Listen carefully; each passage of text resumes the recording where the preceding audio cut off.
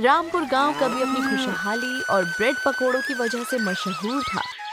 सुबह होते ही गलियों में तेल की छन छन, बेसन और मसालों की खुशबू और गरम गरम ब्रेड पकोड़ों की आवाज गूंजने लगती।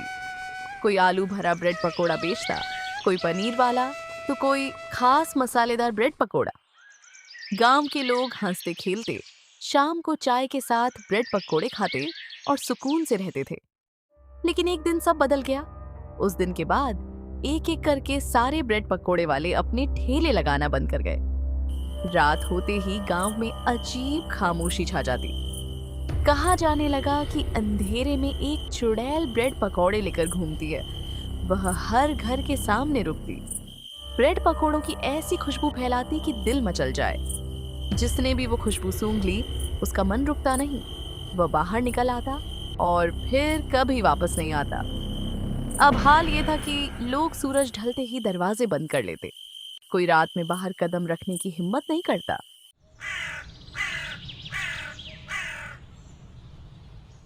एक दिन रोहन शहर से अपने गांव लौटा। घर पहुंचते ही उसने पिता से कहा, पिताजी, बहुत भूख लगी है, कुछ अच्छा सा बना दो। ठीक है बेटा, आज देसी घी में कढ़ी चावल बनाता हूँ, तुझे बहुत पसंद आएगा। वाह पिताजी, तब तक मैं गांव में पुराने दोस्तों से मिल आता हूँ। गांव की गलियों में कदम रखते ही रोहन की यादें ताजा हो गई। थोड़ी दूर पर उसके दोस्त मिल गए। एक दोस्त हंसकर बोला, अरे रोहन, कितने सालों बाद आया है यार, तुझे देखकर बड़ा अच्छा लगा। अब क्या गांव में ही रहने वाला है क्या? लगता तो वही है, पिताजी भी अकेले रहते हैं, इसलिए अब यही कोई धंधा खोलूंगा। तभी एक दोस्त ने आसमान की ओर देखा और घबरा कर बोला, चलो भाई, शाम होने वाली है, जल्दी घर चलते हैं। अरे इतनी जल्दी क्यों? चलो कहीं घूम आते हैं। नहीं भाई, गांव में रात को बाहर घूमना मना है। पर क्यों? रात को गांव में चुड़ैल घूमती है ब्रेड पकोड़े लेकर, गलती से भी बाहर मत आना। इतना कहकर सारे दोस्त तेजी से अपने अपने घरों की ओर चल पड़े। रोहन वहीं खड़ा सोचता रह गया। लगता है दोनों मजाक कर रहे थे। और रोहन भी घर की ओर निकल पड़ा। घर पहुंचते ही रोहन सीधे पिता के पास आकर बोला, पिताजी, मैं अभी दोस्तों से मिलकर आया हूँ। वो लोग अजीब अजीब बातें कर रहे थे, कह रहे थे रात को बाहर मत निकलना, कोई चुड़ैल है। पिताजी का चेहरा पल भर में उतर गया। हाँ बेटा, ये बात सच है।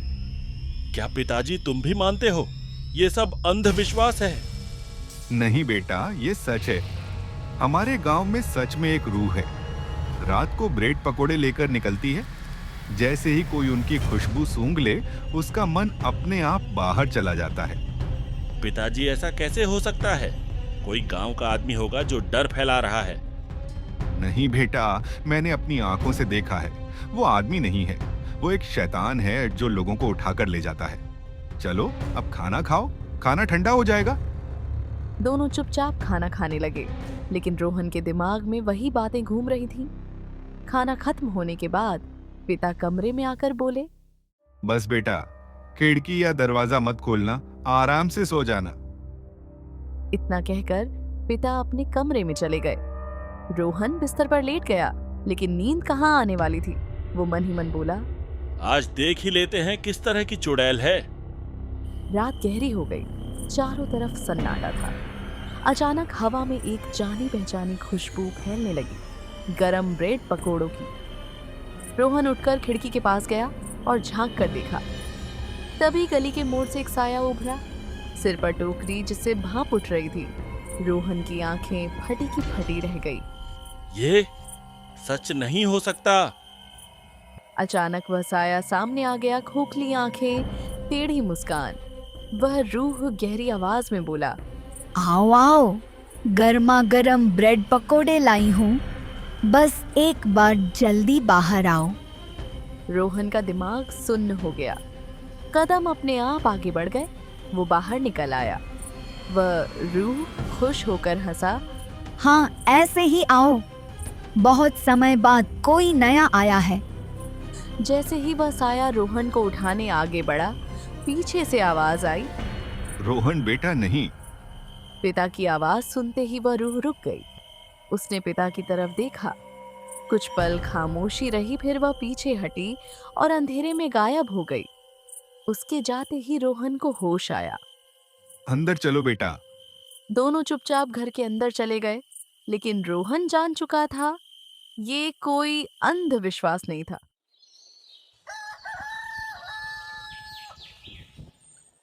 अगली सुबह सूरज निकला तो गांव वैसा ही शांत था, लेकिन रोहन के मन में तूफान चल रहा था। वह चाय की दुकान पर दोस्तों के साथ बैठा था। अरे भाई, पहले तो चाय के साथ ब्रेड पकौड़े मिला करते थे, आजकल क्यों नहीं देते? भाई चाय के साथ क्या, इस गांव में अब एक भी ब्रेड पकौड़े का ठेला नहीं दिखेगा जब से वह हादसा हुआ है। कैसा हादसा? तुझे सच में कुछ नहीं पता क्या? मतलब क्या नहीं पता? लगता है तेरे पिता ने तुझे कुछ नहीं बताया। ये सुनते ही रोहन का चेहरा सख्त हो गया। वह बिना कुछ कहे उठा और सीधे घर की तरफ चल पड़ा। घर पहुंचाकर वह पिता के सामने खड़ा हो गया। पिताजी, सच सच बताओ, तुम मुझसे क्या छुपा रहे हो? पिता ने गहरी सांस ली, आंखें भर आई। रोहन, तुम्हारी माँ की मौत इन एक्सीडेंट नहीं थी। तो फिर? उसे गांव के ठाकुर ने ब्रेड पकोड़े के ठेले के साथ जला दिया था। ये सुनते ही रोहन गुस्से से आग बबूला हो गया। क्या पिताजी, तुमने मुझे पहले क्यों नहीं बताया? मैं अभी उस ठाकुर को जान से मार दूंगा। नहीं बेटा, रुको। तुम्हारी माँ ने जाते जाते समझाया था कि ये बात तुम्हें कभी न बताऊं। इसी वजह से मैं चुप रहा। अब मुझे मेरी माँ का कातिल पता है, मैं चुप नहीं बैठूंगा। बेटा, अकेला ठाकुर ही कातिल नहीं था, पूरा गांव ही था। किसी ने रोका नहीं, किसी ने बचाया नहीं। अब क्या तुम पूरे गांव को सजा दोगे? रोहन कुछ कहना चाहता था, लेकिन शब्द नहीं निकले। तुम्हें कुछ करने की जरूरत नहीं है, तुम्हारी माँ सब कर लेगी। रोहन चौंका। ये क्या मतलब हुआ पिताजी? जो तुमने रात को देखा था वो कोई और नहीं, तुम्हारी माँ सावित्री ही है। ये सुनते ही रोहन के पैरों तले जमीन खिसक गई। इसीलिए कल रात उन्होंने मुझे कुछ नहीं किया? उसने अब ठान लिया था। माँ, अब चिंता मत कीजिए, अब हम दोनों मिलकर आपका बदला लेंगे। रोहन का खून खौल रहा था। पिता से सच जानने के बाद उसके कदम सीधे गांव के सबसे बड़े ठाकुर के घर की ओर बढ़ गए। ठाकुर अपने आंगन में बैठा था। जैसे ही उसकी नजर रोहन पर पड़ी, वह थोड़ा चौंका, लेकिन चेहरे पर घमंड की परछाई साफ थी। रोहन की आंखें गुस्से से लाल थीं। वह दहाड़ते हुए बोला, ठाकुर, 10 साल पहले तुमने जो किया था उसकी सजा तुम्हें जरूर मिलेगी, अब बस तैयार रहना। ठाकुर ने रोहन को ऊपर से नीचे तक देखा और बोला, तो तू सावित्री ब्रेड पकोड़े वाली का बेटा है? इतना आसान नहीं है बेटा। अगर तू मेरे रास्ते में आया तो अपनी माँ की तरह तुझे भी मरवा दूंगा। सिर्फ 2 दिन है तुम्हारे पास, जितना जीना है जी लो, अब तुम्हारे जाने का वक्त आ चुका है। इतना कहकर रोहन वहां से चला आया, लेकिन उसके दिल की आग और तेज हो चुकी थी। घर लौटते वक्त रास्ते के किनारे उसे कुछ जला हुआ दिखा। वह रुक गया। पास जाकर देखा तो दिल जोर से धड़क उठा। वो एक जला हुआ ब्रेड पकौड़े का ठेला था। ये तो यादों की बाढ़ आ गई। यही तो उसकी माँ का ठेला था। पास ही एक बूढ़ी औरत बैठी थी, आंखें उसी ठेले पर टिकी हुई थी। रोहन उनके पास गया। चाची, क्या ये ठेला मैं ले जा सकता हूँ? बेटा, इस जले हुए ठेले को लेकर क्या करोगे? रहने दो, ये मेरी सहेली सावित्री की आखिरी निशानी है। चाची, ये आपकी सहेली की ही नहीं, मेरी माँ की भी आखिरी निशानी है। क्या तुम रोहन हो? हाँ चाची, अब मैं उस ठाकुर से माँ का बदला लूंगा और इस गांव में यही ब्रेड पकोड़े का ठेला फिर से शुरू करूंगा। ये सुनते ही बूढ़ी चाची के चेहरे पर उम्मीद चमक उठी। बेटा, अगर तूने ऐसा कर दिया तो मेरी आखिरी इच्छा पूरी हो जाएगी। मैं इस ठेले को फिर से चलते हुए देखना चाहती हूँ। बस कुछ दिन सब्र रखिए चाची, इस ठेले का पहला ब्रेड पकोड़ा मैं आपको ही दूंगा। बूढ़ी चाची के चेहरे पर बड़ी मुस्कान आ गई। वह घर पहुंचा और पिता से बोला, पिताजी, मुझे माँ से बात करनी है। मैं उस ठाकुर को आज घर से बाहर निकाल सकता हूँ। ठीक है बेटा, आज रात मैं कोशिश करूंगा तुम्हारी माँ से बात करने की। रात गहरी हो चुकी थी। चारों तरफ सन्नाटा पस रहा था। रोहन बार बार दरवाजे की ओर देख रहा था। पिताजी, माँ कब आएंगी? बस बेटा, थोड़ा और इंतजार कर लो, वो जरूर आएंगी। कुछ ही पल बाद हवा में वही जानी पहचानी खुशबू फैलने लगी। गरम ब्रेड पकोड़ों की महक, रोहन की आंखें चमक उठी। पिताजी, लग रहा है माँ आ गई हैं, चलो। दोनों जल्दी से घर के बाहर आए। सामने वही साया खड़ा था, हाथ में ब्रेड पकोड़ों की टोकरी। जैसे ही उसने पति और बेटे को देखा, टोकरी अचानक गायब हो गई। साया गहरी आवाज में बोला, मदन। ये सुनते ही पिता की आंखों से आंसू आने लगे। पिता ने खुद को संभालते हुए कहा, सावित्री, रोहन तुम्हारी मदद करना चाहता है। वह आज ठाकुर को घर के बाहर लेकर आएगा। माँ, मेरी एक शर्त है। आपको सारे गांव वालों को माफ करना होगा। जो उस दिन वहां थे वो अब मर चुके हैं। आज के गांव वाले निर्दोष हैं। साया कुछ पल चुप रहा, फिर उसका चेहरा बदलने लगा और वह सावित्री के असली रूप में आ गई। ठीक है रोहन बेटा, मैं सिर्फ उस कातिल ठाकुर को मारूंगी, उसके बाद मुझे मुक्ति मिल जाएगी। तो चलिए माँ, अभी जाते हैं। दोनों ठाकुर के घर पहुंचे। रोहन ने बाहर से जोर से आवाज लगाई, ओ ठाकुर, बाहर आओ। मुझे सबूत मिल चुके हैं। तुमने कई लोगों की हत्या की है।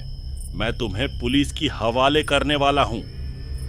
ये सुनते ही ठाकुर डर के मारे बाहर आ गया। सामने रोहन और एक साया खड़ा था। रोहन, ये चुड़ैल आज तुम्हें कुछ क्यों नहीं कर रही? तभी वह साया अपने असली रूप में आ गया। ठाकुर की आंखें फटी की फटी रह गई। तो सावित्री, तुम चुड़ैल बनकर गांव वालों को मार रही थी? हाँ, और अब तुम्हारी बारी है। इतना कहकर सावित्री ने ठाकुर को उठाया और जंगल की ओर ले गया, जहां इंसाफ उसका इंतजार कर रहा था। रात का सन्नाटा टूट चुका था। रोहन ठाकुर के घर से लौट कर आया तो पिता बाहर ही खड़ा उसका इंतजार कर रहा था। पिताजी, हमने माँ का बदला ले लिया। पिता की आंखों में खुशी और राहत एक साथ झलक आई। तभी अचानक हवा ठंडी हो गई। सामने सावित्री खड़ी थी, शांत मुस्कुराते हुए। मदन, रोहन, अब अच्छे से रहना, मेरा समय पूरा हो चुका है। लेकिन इससे पहले कि रोहन कुछ और कह पाता, सावित्री हवा में घुलते चले गए और हमेशा के लिए अदृश्य हो गए। अगली सुबह सूरज एक नई उम्मीद के साथ उगा।